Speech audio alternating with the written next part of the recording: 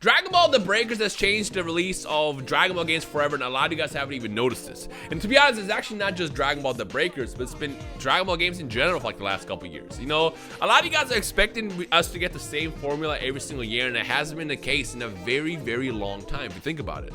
By the way, now it's been at least 24 hours since the announcement of the Dragon Ball The Breakers. Let me know your thoughts down below. Like, do you hate it? Do you love it? Why?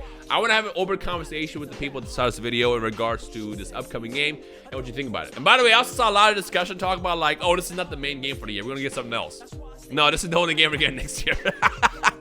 This is the game we're getting for the year, but it's not a bad thing, and this is the whole point of this video. So if you look at it, every other franchise that has like an annual release always has a situation where they drop the same game over and over and over again. At some point, it gets pretty stale. At some point, you have to ask yourself as a developer and as a brand, what are we doing different here? You know, obviously you can keep doing it. You know, you can drop as many Call of Duties as you want, and it's always gonna be the same cycle. We get excited for Call of Duty, we play Call of Duty, we hate Call of Duty. Rinse and repeat, new game announced. That's what always happens. But in the Dragon Ball Skate, what they've been doing differently is they've been trying to tackle every single genre within gaming under the Dragon Ball umbrella. Think about it. You know, we had Xenoverse that was announced back in 2014, came out in 2015. That was a 3D arena fighter. It's a very, very good game. It's got its flaws, but it's a very good game. And then it improved even more with Xenoverse 2. And then Xenoverse 2 became kind of like the staple for 3D arena fighters in the Dragon Ball, I guess, umbrella. Then they gave us Fighters, an actual fighting game. And it's a very, very good fighting game as well. And that game has been going on forever. Again, the thing that's crazy about Fighters and Xenoverse is they both sold 8 million copies, which is crazy. They sold 8 million copies. It's like, why should you make another game where you can just keep updating this current game? You know, we actually had a recent announcement that Fighters will keep getting content. Question mark? I threw in the question mark because we don't know what that means yet. You know, obviously we didn't get DLC for season 4, but we have season 4. Season 4 gave us some crazy patch changes, which made the game more fun than ever before. And at this point, all we really need to make Fighters even more fun is more characters. And whether or not they do that, I guess is gonna be decided in 2022. And I'm hoping that yes, you know. I mean, yeah, they could drop a Fighters too, but there's no real point. Here's the thing. What I noticed about Bandai and the games they make, whenever they release sequels, they're not too drastically different from the predecessors. Now, Xenoverse 1 was a bad game if you look at it compared to Xenoverse 2. Xenoverse 2 kind of fixed the formula, but I feel like Xenoverse 2 went as far as possible in regards to what they can do. If they drop Xenoverse 3, it will be the absolute same game. It'll be the same game. Like, you know, we can easily have all these speculations and wish lists of stuff that we want to see in Xenoverse 3, but let's be real. It will never happen. What we're asking for is a brand new 3D arena fighter with the Xenoverse name on it. That's what we want, and we're not gonna get that. I mean, we might get that, but it's probably gonna be called something else at some point in the next, I don't know, decade or so. But in general, Xenoverse 2, for what the game is a very, very good game within that realm, you know? And then we got Fighters, which tackles the fighting game aspect. They gave us Dragon Ball Z Kakarot that gave us, you know, a pretty boneless, but it's an action RPG aspect. Within Kakarot, you got a card game, and now they announced Dragon Ball The Breakers. Do you guys not see where we're going with this? You know, a while back we also got Dragon Ball Fusions, which is a very, very good handheld game. I'm hoping Monday we get a Fusions too, but most likely we're not going to. But the point I'm trying to make with this video is we've entered the golden arc, the golden renaissance, whatever you want to call this, of Dragon Ball games, where it's always going to be something different, you know, and not everyone's going to be happy with this. You know, when they announced Dragon Ball The Breakers last night, I would say I was one of many. I was one of many that was very, very excited because I love those kind of games. You know, think about it. We get to be the people. We get to be the people surviving under the attacks of when Cell showed up, when Boo showed up, when Frieza showed up, even though Frieza didn't really show up, but it was on Namek. But you know what I mean? That is so cool to me. On top of that, with like the formula that they developed, and also I saw some news coming out from V-Jump and stuff like that you can actually customize your characters. Actually gonna be more fighting aspects in the game as well. You know, I think they showed a custom character doing the Kamehameha and stuff like that.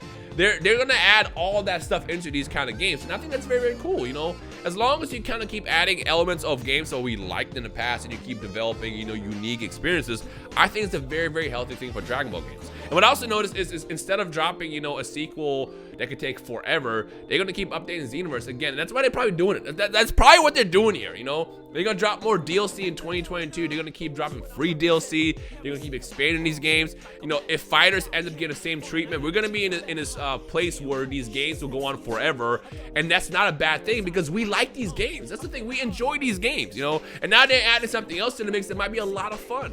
Now, I know not a lot of you guys, or not everybody, I should say. I'm not gonna try to put a quantity behind it because we don't really know. But not everybody is into every kind of game, you know. I know a lot of you guys have never played Dead by Daylight. A lot of you guys have not played Friday. A lot of you guys have not played Yu-Gi-Oh, Pokemon, you know. A lot of you guys there's some of you that only wake up every single day and sit down and play Xenoverse 2, which is fine, perfectly fine. But I'm telling you, if you expand your palette and you try new things and you try these newer games as they come out, you're gonna realize that there's a lot of fun stuff out there. There's a lot of fun stuff out there. And the fact that we're getting to the point where the Dragon Ball franchise is so big that they're having like different genres within the same Dragon Ball umbrella is very, very cool to me. And again, that opens the windows to like what else is possibly next. Are we actually, I make a joke about this all the time, are we actually going to get a Dragon Ball kart racer at some point? Are we actually going to get a Dragon Ball first person shooter? Well, probably not, that'll be kind of weird. Are we going to get a Dragon Ball Battle Royale or a MOBA? Probably.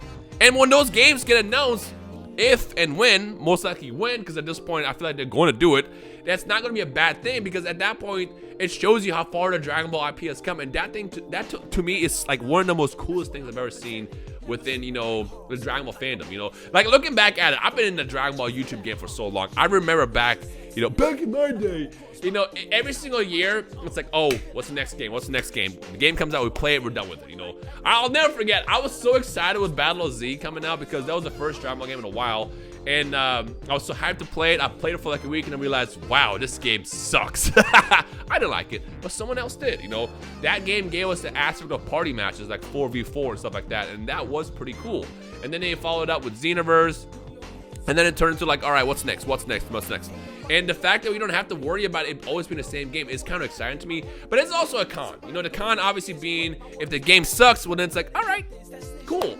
Or in situations like Kakarot, I love Kakarot, but Kakarot was terrible for YouTube. I couldn't make Kakarot videos outside of one playthrough I did. Maybe I can, you know, come up with some fun things I can do in Kakarot, but like as far as being a YouTuber that does a lot of Dragon Ball content, Dragon Ball Kakarot on YouTube didn't go together that well. It was a fun game. I enjoyed it, and still to this day, I think I put like 400 hours into the game, something crazy. I thought it was a pretty good game. But again, on the YouTube side, it wasn't that great. And I'm looking at Dragon Ball The Breakers, and as someone who's been streaming a lot, all I can see is like, man, the content is going to be so fun. Think about this. 3 idiots survive Cell. 3 idiots survive Majin Buu. 3 idiots, you get the picture. Like the content around Dragon Ball The Breakers is gonna be so fun on the live side of things as well as YouTube, and that also has me excited. Like I'm excited to play these games. I'm also excited to make content on these games, and that's kind of like where I stand with it. Now, obviously, not everybody here is gonna be a content creator. Some of you guys just want a fighting game. You know, there's gonna be some of you that only want fighter style games, and we're not gonna get that. You know, but the good news is, if they say that they're going to keep updating the game and giving us more content and potentially DLC, that is a good thing. You know, a lot of times, like, people have always made fun of Xenoverse for always getting so much content that it got over the course of the last couple of years. And I've always been on the same side of it. I'm like, you know what? If they're going to keep updating the game that a lot of us still play and a lot of us enjoy, that's not a bad thing. And the big misconception also is a lot of people believe just because Xenoverse 2 is getting DLC, that's why they're not doing 3. That's not how this works at all. That's not why. Either you're going to get nothing, or you're going to get a game it's still being updated. That's basically the situation we're in right now with Xenoverse 2. Like, either you get nothing or you get DLC. So what's the better option? Obviously, option 2. Even if you're not buying the DLC, you're still getting the free DLC. Like, it's content. Why do people complain about free content? End of the day. And that's how I stay with it. Although it is kind of funny to look at Xenoverse. It's been around so long that the DLC literally costs more than the actual game at this point, which is kind of hilarious to me. But yeah, like looking back at it, like, you know, as long as they keep updating all these games and then adding more games within the genre of the Dragon Ball field, that's not a bad thing. And that only excites me for the future of where this is going. Again, you're not going to be excited about every single game. Not every single game is going to fit your palette. And sometimes you never know. You might play a game and realize this is a lot of fun. I know one of you at least is going to play Dragon Ball The Breakers and just fall into this pit, this rabbit hole where this is all you're going to play over the course of the next couple weeks. And it's going to be a lot of fun. Again, think about it. It's who here doesn't like party games, like prop hunt and stuff like that? You might not have all played it, but I highly recommend you check out these kind of games. You know, go check out Friday on PSN and Steam. Go check out Dead by Daylight. Go check out basically any 4v1 game. And also, by the way, again, I got this kind of wrong. I thought it was a 4v1 game. It's actually 7v1. So you can have a variety of characters that have different abilities where you're supposed to survive against the terrors of Cell, Frieza, and Boo, and potentially more. That to me is so cool. And think of the DLC option. You can have Goku Black show up. You can have us basically survive and live through the experiences of being a resistance fighter when Goku Black showed up, like in Cell in the future, even in Trunks' timeline. Although I think that's basically the same thing with, well, not Cell, androids. It's kind of the same thing as the Cell experience. Like, there's a lot of potential for this game to be like incredibly fun, and the content is going to last a lot longer than people think it is. And I'm just excited for it. So yeah, whenever this beta comes out, we're going to play it. The beta is probably super bare bones, but it's going to kind of give us an idea how the game plays, so we'll have a better idea how this game is going to work. But in general, I feel like the direction of where Dragon Ball games are going, I think is right, just because you're gonna have more things to do and not always the same stale game that we'll end up hating after like a couple weeks. Like, at least we're gonna get more stuff to experience and kind of give us a more chance to enjoy Dragon Ball and different realms, and I think that's a very, very good thing. So in the comment section below, let me know what you guys think about that. And here's another question before I end this. What's the genre you want to see Dragon Ball dabble in, whether it be a MOBA or a first-person shooter or anything? Let me know where you want it to go next, and how would you even do that game if you were in charge? Let me know down below. With that said, the second we find out more information about this game, I'll let you guys know. Like I said, the beta is announced, and I'm gonna assume if they announced it today, recently, so on November 16th, we're probably gonna get this game somewhere closer to February or March, because they always do like a first quarter release. You know, I feel like January is too soon, which is usually when they kind of release these games. But I feel like we're probably gonna say sometimes like March, maybe April, which is like literally around the corner, and I'm excited for it. So yeah. With that said, let me know your thoughts down below, everything we talked about, and I guess stay tuned for more. And yeah, get to survive Cell. This is still such a weird idea for a game, but I'm so excited for it. Thank you guys for watching. Let me know your wow, tongue twister. Let me know your thoughts down below.